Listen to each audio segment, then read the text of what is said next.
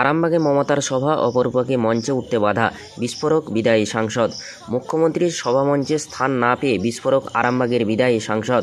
ফিরে গেলেন সভা চলাকালীনই। কি বললেন অপরূপা পোদ্দার? কাঞ্চনের পর এবার কল্যাণের কাছে ব্রাত্য অপরূপা। এবারের লোকসভা ভোটে টিকিট পাননি আরামবাগের বিদায়ী তৃণমূল সাংসদ অপরূপা পোদ্দার। আর এর মধ্যেই এবার মমতা বন্দ্যোপাধ্যায়ের প্রচার সভায় স্টেজে উঠতে বাধা দেওয়া হয় তাকে। এ নিয়ে অভিমানী অপরূপা আঙুল তুললেন কল্যাণ বন্দ্যোপাধ্যায়ের দিকে। আরামবাগে তৃণমূল প্রার্থী মিতালি বাগের সমর্থনে মমতার সভা ছিল গতকাল। আর এদিকে আরামবাগে দলেরই বিদায়ী সাংসদ অপরূপাকে মঞ্চে উঠতে বাধা দেওয়ার অভিযোগ। যদিও এই ঘটনার পর চুপ নেই তিনি, ক্ষোভ উগরে দিলেন আরামবাগের বিদায়ী সাংসদ অপরূপা পোদ্দার। বললেন, কল্যাণ বন্দ্যোপাধ্যায়, বেচারাম মান্না ও করবী মান্না মঞ্চে উঠতে দেয়নি।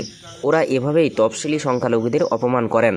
কল্যাণ বন্দ্যোপাধ্যায় ও হরিপালের দাদা বৌদি মঞ্চে উঠতে দেয়নি, এরকমটাই অভিযোগ। গতকাল আরামবাগে তৃণমূলের প্রার্থী মিতালি বাগের সমর্থনে সভা করতে আসেন মুখ্যমন্ত্রী মমতা বন্দ্যোপাধ্যায়, কিন্তু সভামঞ্চে দেখা যায়নি আরামবাগের বিদায়ী সাংসদ অপরূপা পোদ্দারকে।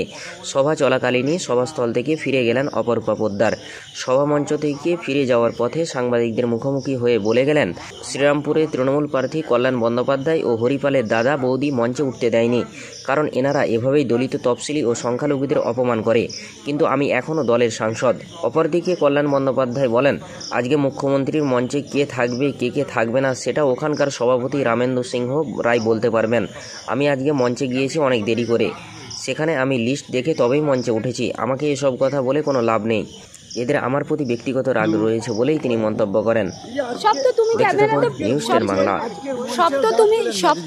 তুমি ক্যামেরা বন্দি করেছো। কল্যাণ ব্যানার্জি মঞ্চে উঠতে দেননি, উনি শিডিউল কাস্ট, দলিত, মাইনরিটিদের বিপক্ষে।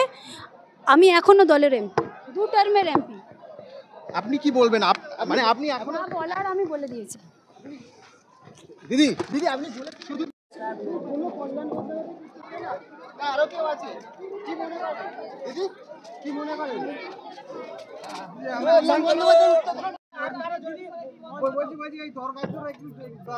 আমি রাস্তা দিয়ে কোনোদিন বেরোতে পারছি না বাড়ি থেকে।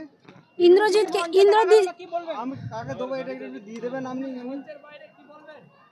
আমি এখনো দলের সাংসদ এবং দুবারের সাংসদ মমতা বন্দ্যোপাধ্যায় এবং সাধারণ মানুষের আশীর্বাদে কল্যাণ ব্যানার্জি এবং হরিপালের দাদা বৌদির দল আমাকে মঞ্চে উঠতে দেয়নি।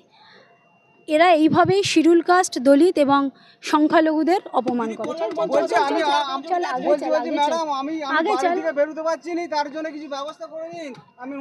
ডিস্ট্রিক্ট প্রেসিডেন্টকে দিয়ে দিন, বা স্বপনদাকে দিয়ে দিন।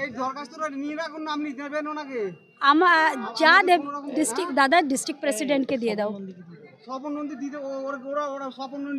আরে ওরা সবাই গুণী ব্যক্তি, ওনারা সবাই গুণী ব্যক্তি আছেন, দিয়ে দেবেন। আমি এখন তো পদে নেই, তুমি এটা স্বপন নন্দীকে দিয়ে দাও।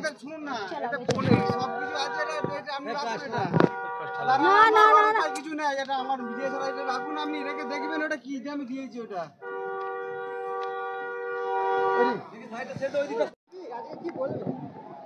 সব তো তুমি ক্যামেরাতে সব তো তুমি ক্যামেরা বন্দি করেছো। কল্যাণ ব্যানার্জি মঞ্চে উঠতে দেননি, উনি শিডিউল কাস্ট, দলিত, মাইনরিটিদের বিপক্ষে। আমি এখনো দলের আপনি কি বলবেন? মানে আপনি আমি নিজেই ঢুকেছি লিস্টে, আমার নাম আছে কিনা তাও দেখে তারপর তো আমাকে ঢুকিয়েছে সিএম এর যা সিকিউরিটিরা, তাও দেখেছি। লিস্টে যাদের নাম দিয়েছে তারা ঢুকতে পেরেছে, তাদের লিস্টে যাদের নাম নেই তারা ঢুকতে পারেনি। এখানে আমার কোনো রোল নেই।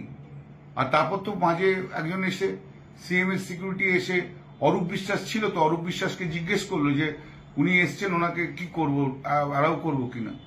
অরূপ বিশ্বাস তো কার সঙ্গে কথা বলে বললেন যে না, উনি আসতে পারবেন না। তা আমার এতে কি এসে যাচ্ছে? আমার বিরুদ্ধে একটা, আমার সময় ব্যক্তিগত ওদের আক্রোশ আছে, আমার কিছু করার নেই। আর শিডিউল কাস্ট, মাইনরিটি, এগুলো আমাকে সঙ্গে শুনিয়ে কোনো লাভ নেই। সিম্প্যাথি ড্র করার জন্য এসব যারা কথা বলে সস্তা দরের কথাবার্তা বলে। আমি শিডিউল কাস্ট, শিডিউলদের জন্য কি করি আর মাইনরিটিদের জন্য কি করি আমার ভোটাররা সব জানে। এরা ব্যক্তিগত, এদের রাগ রয়েছে, ব্যক্তিগত রাগ মেটাচ্ছে, কি এসে যাচ্ছে আমার।